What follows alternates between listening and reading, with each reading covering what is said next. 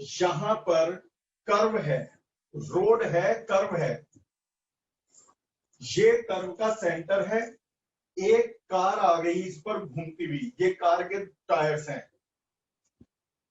Car पूछ रहे हैं कि पलटने की कंडीशन क्या है, कितनी वेलोसिटी से चलाएं कि ये पलट जाए।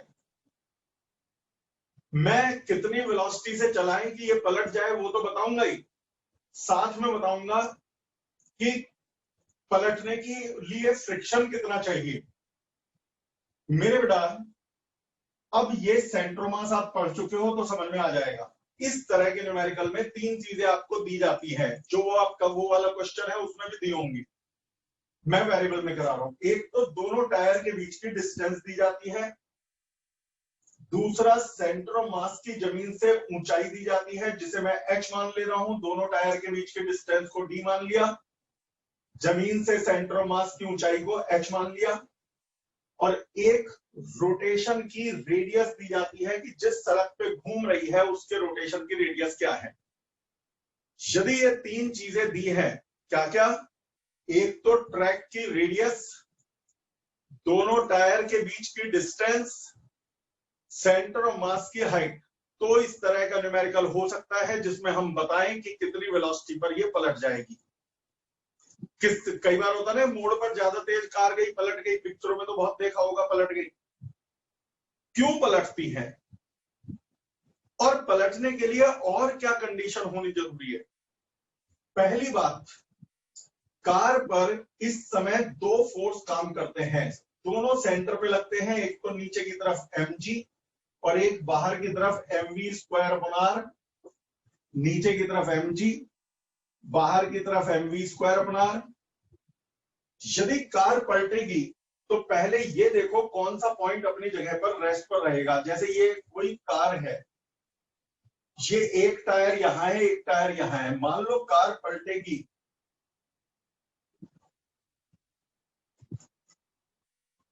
तो पहले ये पता लगाना पड़ेगा टॉर्क किसके अबाउट निकाले, क्योंकि कार का पलटना एक रोटेशन है, सेंटर ऑफ मास यहां से यहां आ गया फिर यहां आ गया, तो ये एक तरह का रोटेशन है।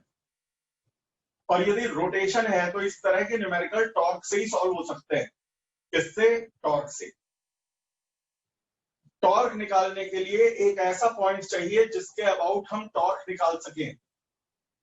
वो पॉइंट वो होगा जो अपनी जगह से ना हिले, वो पॉइंट होता है ये वाला कॉर्नर, यानी टायर का ये हिस्सा। खुद सोचो कि यदि ये कार पलटेगी, यदि ये कार पलटेगी तो ये वाला पॉइंट अपनी जगह पे चिपका रहेगा, बाकी सारी कार घूम जाएगी, तो टॉर्क यहां से निकाले जाएंगे, इसके रेस्पेक्ट में परपेंडिकुलर यहां से डाले जाएंगे। ठीक है बेटा, अब यहां पर दो टॉर्क हैं, यहां से पकड़ लो। अब बताओ mv स्क्वायर अपॉन आर, ध्यान से अब माइक खोल के बोलना भी, मुझे बताओ mv स्क्वायर अपॉन आर इसे पलटना चाह रहा है या रोकना चाह रहा है? बोलो आप लोग खुद। तो पलटेगा। चाह रहा है। और mg दोबारा नीचे की तरफ रोकना चाह रहा है, पलटने से रोकना चाह रहा है। तो पलटने वाला टॉर्क कितना हो गया? mv square upon r into h. अब ये कहेंगे h क्यों आया? टॉर्क होता है फोर्स इंटू परपेंडिकुलर डिस्टेंस, तो फोर्स तो है mv square upon r, perpendicular distance यहां से नापी जाएगी, और ये डिस्टेंस सेंटर मास की ऊंचाई के बराबर है जिसे मैंने h माना है। न्यूमेरिकल में कुछ भी दे सकते हैं, मैंने h माना है, तो mv स्क्वायर अपॉन आर हो गया फोर्स, और यहां से परपेंडिकुलर डिस्टेंस हो गई h। ये पलटना चाह रहा है। अब रोकना कौन चाह रहा है? फोर्स mg, लेकिन torque force mg into dy2। अब यहां बच्चे कहेंगे dy2 से क्यों मल्टीप्लाई हुआ सर? एक बात बताओ बेटा, ये यहां से यहां तक की डिस्टेंस है d, लेकिन यदि mg को देखें, फोर्स का लाइन ऑफ एक्शन वो यहां से आधी डिस्टेंस पर है, क्योंकि सेंटर मास दोनों टायर के मिड पे होता है, और यदि सेंटर मास दोनों टायर के मिड पे होता है यानी dy2 डिस्टेंस होगी परपेंडिकुलर डिस्टेंस, इसे दोबारा करना बाद में, ये होगी dy2। तो मैंने दोनों टॉर्क पता लगा लिए, ये पलटने वाला टॉर्क, ये रोकने वाला टॉर्क। अब आप चाहते हो ये पलट जाए, तो पलटने वाला टॉर्क बड़ा होना चाहिए, रोकने वाले टॉर्क से बड़ा होना चाहिए। यदि पलटने वाला टॉर्क कम हो गया, रोकने वाला टॉर्क बड़ा हो गया तो रुक जाएगी, और यदि ये बड़ा हो गया तो पलट जाएगी।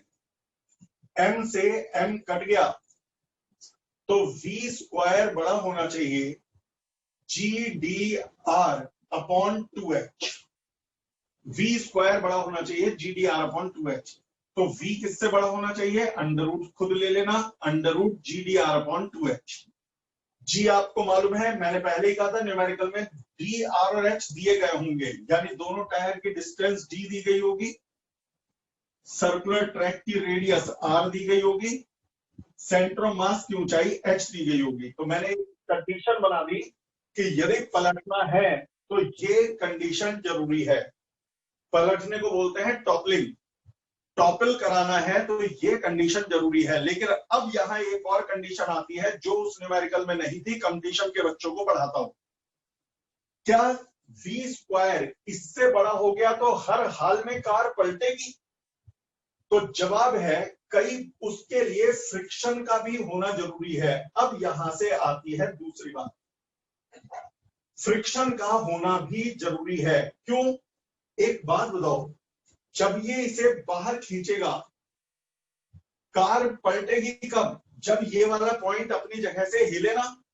ध्यान से सुनना, ये पॉइंट अपनी जगह से हिले ना, mv स्क्वायर अपना इसे बाहर खींच रहा है, फ्रिक्शन इसे बाहर जाने से रोक रहा है, तो हुआ क्या? कार को mv स्क्वायर अपना बाहर खींच रहा है और टायर को फ्रिक्शन रोक रहा है, तो टायर तो रुका रहा और कार घूमती चली गई तो पलट गई। अब जैसे ये पेन है, मैं पेन को यहां खींचूं तो पेन को यहां खींचूं तो ये खिसक रहा है, लेकिन यदि मैं नीचे वाले पॉइंट को जकड़ लूं कि ये ना चले और तब खींचूं तो ये घूमेगा। फिर से सुन, मैंने पेन है, पेन को नीचे से नहीं पकड़ा, उसे जाम नहीं किया, उसे रोका नहीं, पेन को ऊपर से खींचा, चलने लगा। अब यदि मैंने नीचे वाले हिस्से को पकड़ लिया, ऐसा पकड़ लिया कि ये अब चले ही ना, अब ऊपर से फोर्स लगा के खींचूंगा तो ये चलने की बजाय घूमने लगेगा, पलट जाएगा। पलटने के लिए नीचे वाले पॉइंट का रुकना जरूरी है। यदि नीचे वाला पॉइंट नहीं फिसलेगा तभी ये पलटेगी। यदि नीचे वाले पॉइंट को फ्रिक्शन रोक ले, फ्रिक्शन नीचे वाले पॉइंट को फिसलने ना दे, तभी कार पलटेगी। यदि फ्रिक्शन ना होता तो mv स्क्वायर अपॉन r के कारण कार फिसलती चली जाती, बजाय पलटने के फिसलती चली जाती। तो फिसलती चली जाती तो यहां पर रोकेगा कौन? फ्रिक्शन। यदि आप चाहते हो कि पलट जाए तो फ्रिक्शन बहुत ज्यादा होना चाहिए, इतना ज्यादा फ्रिक्शन होना चाहिए, फ्रिक्शन इतना ज्यादा होना चाहिए कि वो नीचे वाले पॉइंट को फिसलने ना दे। कौन सा फोर्स इसे फिसलाना चाह रहा है? तो जवाब है mv स्क्वायर अपॉन r। रोकना कौन चाह रहा है? Friction. mv square upon r चाह रहा है खिसक, राइट को। फ्रिक्शन चाह रहा है कि टायर ना फिसले। यदि खिसकाने वाला फोर्स लिमिटिंग फ्रिक्शन से कम है, ये जो खिसकाना चाह रहा है यदि लिमिटिंग फ्रिक्शन से कम है तो लिमिटिंग फ्रिक्शन फिसलने नहीं देगा। यदि खिसकाने वाला फोर्स लिमिटिंग फ्रिक्शन से बड़ा हो गया तो कार फिसलती चली जाएगी। लेकिन यदि खिसकाने वाला फोर्स यानी mv स्क्वायर अपना लिमिटिंग फ्रिक्शन से छोटा रह गया, अब ये वाला पॉइंट फिसल नहीं सकता क्योंकि लिमिटिंग फ्रिक्शन से कम फोर्स है जो खींच रहा है। ये पॉइंट नहीं फिसलेगा। चल, ये पॉइंट नहीं फिसलेगा क्योंकि इसे फ्रिक्शन ने रोक लिया, लेकिन ये पॉइंट तो खिसकेंगे क्योंकि फ्रिक्शन लग रहा है। अब ये खिसकेंगे और ये नहीं खिसकेगा तो घूम जाएगी बॉडी। क्या उम्मीद करूं बेटा समझ में आया? बोलो बेटा। Yes sir. Yes sir. बताओ, नीचे वाले पॉइंट को हम क्या चाहते हैं? यदि पलटना है तो नीचे वाले पॉइंट का रुकना जरूरी है या फिसलना जरूरी है? रुकना। और वो रुकने के लिए फ्रिक्शन बड़ा होना चाहिए या फ्रिक्शन ज्यादा होना चाहिए? फ्रिक्शन ज्यादा होना चाहिए। पलटने के लिए ये शर्त तो है ही, इसके साथ साथ ये भी शर्त है। जब ये दोनों कंडीशन 11th में बस इसी से आंसर आ जाता है, इससे आगे की जरूरत नहीं पड़ती, लेकिन 2 मिनट फालतू पढ़ ही लो। दरअसल जब ये दोनों शर्तें यदि ये शर्त पूरी हो जाए, ये ना पूरी हो, तो कार फिसल जाएगी। दोनों शर्तें पूरी होंगी तभी पलटेगी। लेकिन लिमिटिंग फ्रिक्शन तो होता है म्यू एम जी। हॉरिजॉन्टल के केस में अब क्या बताऊं, जमीन को दबाएगा एम जी, रिएक्शन लगेगी एम जी, फ्रिक्शन होगा म्यू एम जी। तो म्यू एम तो काट दो, म्यू जी बड़ा होना चाहिए वी स्क्वायर बना आर से। आर को लेफ्ट में ले जाओ तो म्यू आर जी बड़ा होना चाहिए वी स्क्वायर से। Mu R G more than v square, ये दूसरी शर्त है। जब ये दोनों शर्तें पूरी होती है तभी कार पलटती है। अब एक चीज सुनो, इन दोनों को मिला के एक कंडीशन बनाते हैं। म्यू आर जी ग्रेटर है वी स्क्वायर से और वी स्क्वायर ग्रेटर है G D R upon two h से। तो यानी म्यू आर जी ग्रेटर है G D R upon two h से। कैसे? यदि ये बड़ा है इससे, ए बड़ा है बी से और बी बड़ा है सी से, तो बी को हटा दो, ए बड़ा है सी से। Mu are g v square से बड़ा है और v square g D R upon two h से बड़ा है। ये इससे बड़ा है और ये इससे बड़ा है, तो बीच में वी स्क्वायर को भूल जाओ, ये इससे बड़ा है। Mu R G more than G D R upon two H.